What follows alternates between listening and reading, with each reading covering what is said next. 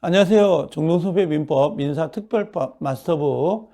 우리가 오늘 이 시간에는 착오 부분입니다. 착오 25페이지에 있는 부분인데, 우리가 지금 강의를 해온 지가 지금 10강이 넘었고 지금 11번째 지금 들어가고 있는데요.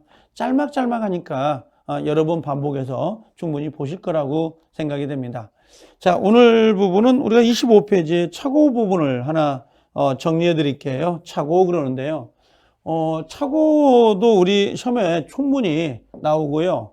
작년에 31회 때에도 지문이 들어간 게 있어서 한번 조심을 할 필요가 있는데요. 우리가 착오다라고 하는 건 뭐였었어요? 이게 착오다 그러면 의사와 표시가 일치해야 안 해요. 의사하고 표시가 일치하지 않는데 그걸 알아요, 몰라요? 모르고 하는 거죠. 모르고 하는데요. 착오를 가지고 우리가 취소를 하려면 반드시 두 가지 조건을 갖춰야 되잖아요. 하나가 뭡니까? 그러면 중요 부분에 착오가 있어야 된다.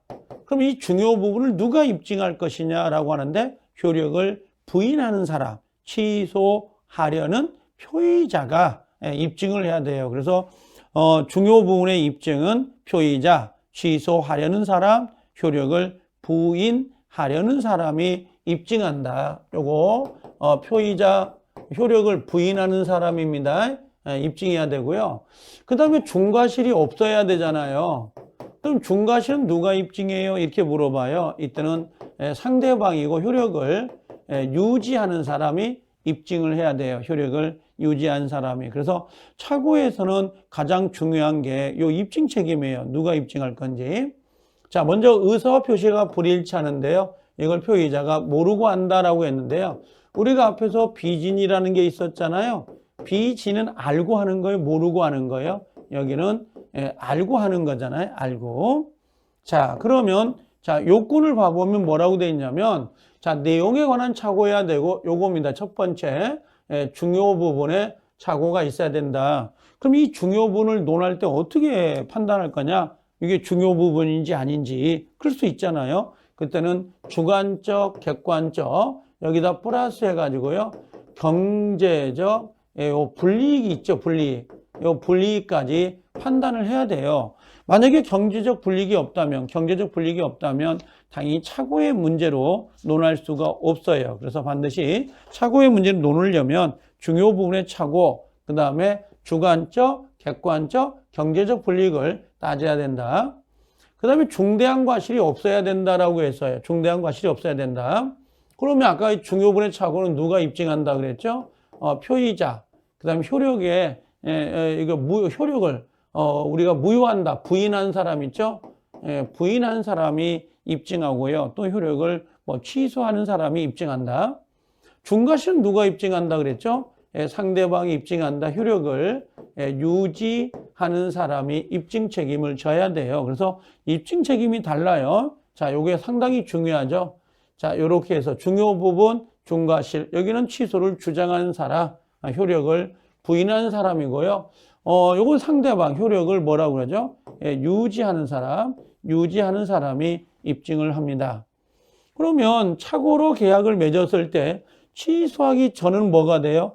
유효예요. 취소하기 전까지는 유효로 다루는 거잖아요. 다만 취소를 해버리면 소급해서 무효가 된다. 다만 누구는요? 선의 3자에게는 대항할 수가 없죠. 이때 비통착사강은 계속 반복되는 말이지만 비진이 통정, 착오, 사기, 강박은 선의 3자에게 대항하지 못해요. 이때도 3자는 선의 이면조까지 무과실 여부까지는 따지지 않습니다. 선의 여부만 따진다는 거, 그렇게 정리하시면 될 거예요.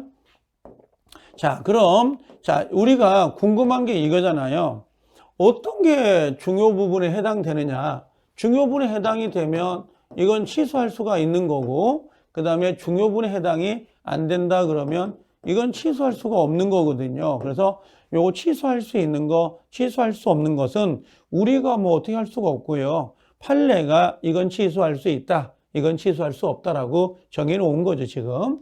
자, 그럼 여기 보증계약이나 저당권 설정에서 채무자의 동일성을 조심하세요. 이거 좀 잘 나와요. 물상보증인이 돈 많은 값을 위해서 보증을 섰는데 나중에 보증을 서놓고 보니까 돈이 없는 을을 위해서 보증을 섰더라. 그럼 엄청 중요하죠. 이건 중요분의 착오로 취소할 수 있는 거고, 그 다음에 목적물의 동일성이라고 하는 건, 야, 나는 A 부동산인 줄 알았거든. 그런데 사놓고 보니까 B 부동산이더라. 상당히 중요하죠. A인지 B인지. 그 다음에 현황이라는 게 뭐냐면 우리가 농지인 줄 알고 샀는데 뭐 한 60, 70%가 하천이더라. 이런 부분이라든지 경계, 그죠? 내 땅의 경계가 어떻게 된다. 이건 중요하다, 중요하지 않다가 중요하죠. 그 다음에 임대차인 줄 알았는데 사용대차더라. 임대차는 월세를 받잖아요. 근데 사용대차는 공짜거든요. 이건 중요하죠. 이런 부분들. 그 다음에 연대보증을 단순보증으로 해석을 했다든지 이런 건 중요할 수밖에 없다라고 보시면 돼요. 그래서 얘는 취소가 되는 것들이에요. 그래서 이거 채무자의 동일성, 부동산이 A인 줄 알았는지 B더라, 현황, 경계 이런 건 중요분의 착오다. 여기다 더 넣는다면 뭐가 있냐면 법률의 착오가 있어요. 법률의 착오. 법률의 착오가 뭐냐면 양도소득세. 양도소득세예요. 그래서 양도소득세가 나오지 않을 거라고 생각했는데 너무 많이 부과됐다든지 또 아니면 여기는 안 나와 있지만 건축사 자격 유무라 그래요. 자격 유무. 건축사 자격이 있는지 없는지 이것도 중요분의 착오가 될 수 있다라고 하는 겁니다. 그러나 중요분의 착오가 아닌 것들이 몇 가지 나와 있는데요. 뭐 여기 특히 가격이라고 하는 것이 시가입니다. 시가. 요 수량, 가격, 요 지적이 뭐냐면 면적이 면적. 면적은 중요하지 않다라는 거고요. 또 목적물의 소유자가 맞냐 안 맞냐. 여러분들 우리가 매매할 때 매도자가 소유자인지 아니면 알바생인지 별로 중요하지 않죠. 내가 돈을 넣고 돈을 지불한 다음에 물건을 가져올 수 있다면 그 자체로 계약은 성립이 되는 거니까 꼭 일 물건의 소유자가 이 사람인지 아닌지 별로 중요하지 않다는 거고, 또 경제적 불이익이 없다면 이건 중요분의 착오가 될 수는 없어요. 경제적 불이익을 반드시 가지고 있어야 중요분의 착오가 될 수 있다라고 하는 겁니다. 자, 여기다 하나 더 써볼까요, 여러분들? 우리가 판례가 뭐가 있었냐면 그 다음에 중과실 여부가 있잖아요. 예, 중과실이 있으면 뭐가 돼요? 취소할 수가 있죠.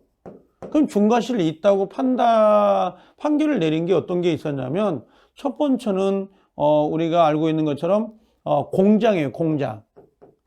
예, 공장을 경영하는 분이 땅을 매입해서 건물을 지으려고 했는데 공장에다가 건물을 지을 수가 없더라. 그렇죠? 그럼 이걸 중요분의 착오로 볼 수 있냐 이거지. 그건 중요분의 착오가 있어요. 그런데 중대한 과실이지. 왜냐하면 공장을 경영할 정도의 사장님이면 최소한 건물을 지을 수 있는지 없는지 토지 이용 계획 확인해 볼 수 있는데 그걸 확인하지 않고 매매를 했다면 중요 부분이다라고 하는 거고, 중과실이 있다라고 하는 거고, 그 다음에 두 번째는 요 중개사를 통하지 않고 부동산을 매입했는데 잘못 샀더라. 그러면 중개사를 통하지 않고 부동산을 매입한다면 최소한의 토지 대장이나 건축물 아니면 등기부 등본을 확인해 가지고 그 여부를 판단해야 되는데 그걸 판단하지 않았다면 이건 중과실이 있다고 봐서 취소를 못하게 한 사건이 있었어요. 근데 거꾸로 우리가 중과실이 없다. 그래서 취소를 한 사건이 있는데요. 그게 어떤 거냐면 중개사를 통해서요. 중개사를 통해서 물건을 샀어요. 그럼 일반적으로 보통 중개사가 알아서 사주지 않을까라고 생각을 하거든요. 좀 더 확인해가지고 그 물건 여부를 확인할 거 아니냐. 그렇죠? 그래서 중개사를 통해서 샀다면 요건 경과실에 불과하기 때문에 이건 취소할 수 있도록 했습니다. 그래서 공장이나 중개사를 통하지 않고 매입했다 그러면 중대한 과실이 있어서 취소를 못하게 한 사건이고요. 중개사를 통해서라고 한다면 경과실이 있어서 중과실이 아니에요. 그래서 취소할 수 있도록 한 사건이었어요. 그래서 한번 체크를 할 필요가 좀 있었어요. 자, 그 다음에 경합관계인데요. 자, 만약에 내가 사기를 쳐가지고 이 사람을 착오에 빠뜨렸다. 그럼 사기는 110조가 걸리고 착오는 109조가 걸려요. 그래서 사기와 착오의 선택적 경합을 인정해요. 선택적 경합이 뭐냐면 사기로도 취소할 수 있고요. 또는 착오로도 취소할 수 있어요. 그런 말이야. 그 요건이 충족된다면 둘 다 적용될 수 있습니다. 그 다음에 담보책임인데요. 요거 담보책임은 조심해야 된 게 31회 때 나오긴 했어요. 그리고 작년에 변호사 시험에도 기출이 되긴 했는데 내가 만약에 착각으로 하자 있는 물건을 매입했다. 착각으로 하자 있는 물건을 매입했을 때 착오로 취소할 수 있느냐 또 담보 책임을 물을 수 있느냐 요 두 가지가 경합이 된 거야. 그래서 예전에는 착오만 성립을 하다가 판례가 변경되면서 지금은 착오 취소할 수도 있고 담보 책임으로 물을 수 있다. 이게 선택적 경합이 된 거예요. 요것도 그래서 조심을 하셔야 돼요. 그 다음에 해제 후에 요거 별 표시인데요. 해제 후라도 착오를 이유로 취소가 가능하다라고 하는데요. 이걸 먼저 알아야 돼요. 우리가 착오라고 하는 거 있죠? 착오는 요 손해배상이 나오지 않습니다. 왜 그러냐면 착오는 위법이 아니에요. 위법행위가 아니기 때문에 당연히 착오를 가지고 손해배상을 청구하는 건 있을 수가 없는 거거든요. 자, 그러면 여기에 뭐냐면 해제 후라는 건 누가 했냐면 요건 매도인이에요. 매도인이 계약을 해지했어요. 그리고 해지하면 손해배상이 나오거든요. 그럼 매도자는 계약을 해지하면서 손해배상을 청구했을 거라고. 그럼 매수자는 원래 손해배상 물어줘야 되잖아요. 근데 매수자가 야 미안한데 요 계약 내가 착오였다라는 걸 입증을 해요. 입증해가지고 요 매수자가 착오를 이유로 취소할 수 있냐고 물어보는 거야. 그 이유는 해제는 손해배상이 나오잖아요. 근데 요 착오는 손해배상이 안 나와요. 그럼 매수자 입장에서는 손해배상을 면하려고 손해배상을 안 해주기 위해서 그 계약을 착오로 취소할 수 있다. 그런 표현이에요. 자, 동기착오입니다. 동기착오는 원래 뭐라고 했냐면 의사결정을 하게 된 동기착오가 있는 건데요. 보통 지하철 같은 거 생각하면 되는데요. 지하철이 들어올 거라고 생각했는데 지하철이 들어오지 않았더라. 그런 내용이죠. 그럼 지하철 동기착오는 표시가 됐거나 상대방으로부터 유발되어야 취소할 수 있어요. 그럼 동기착오는 원칙은 취소가 됩니까? 라고 묻는다면 원칙은 안 돼요. 근데 예외로 이게 표시가 돼서 상대방에게 알려졌다든지 그 다음에 또는 유발이 됐어. 유발. 내 땅 사, 내 땅 사, 내 땅 주변에 지하철이 들어설 거야. 그래서 이루어졌다면 이건 착오로 취소할 수가 있어요. 다만 조심할 것은 합의. 요 합의까지는 이루어질 필요는 없다. 합의는 이루어질 필요는 없어요. 그래서 표시되거나 유발이 되면 합의까지는 필요 없습니다. 하나 더요.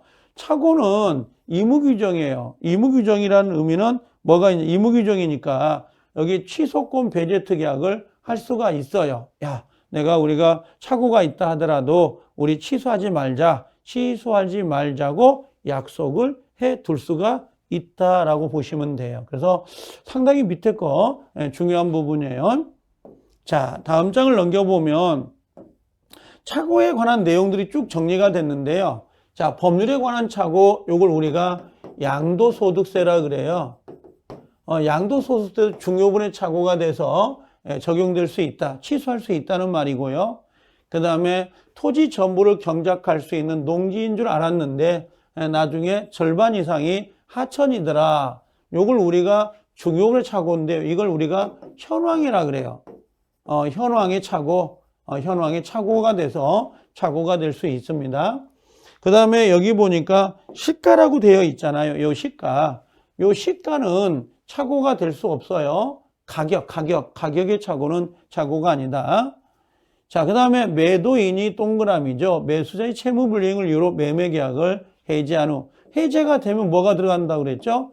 손해배상. 그럼 매수자는 착오를 이유로 계약을 취소할 수 있다, 없다? 있다. 손해배상을 면하기 위해서 착오 취소가 가능합니다.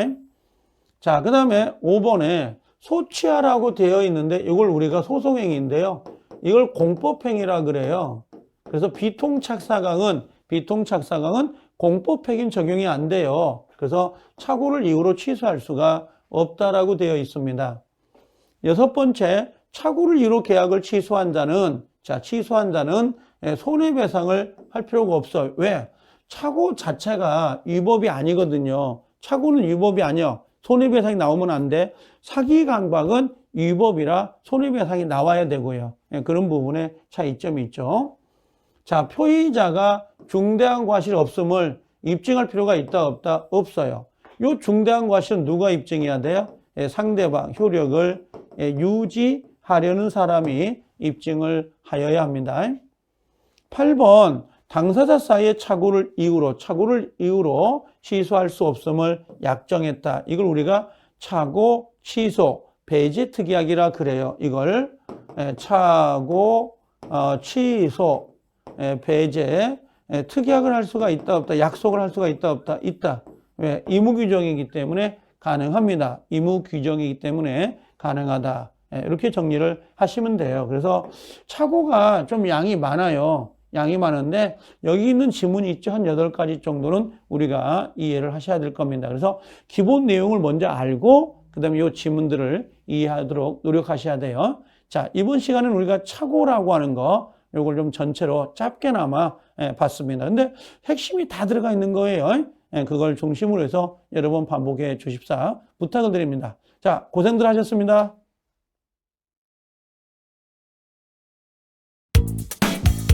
강사력이 합격이다.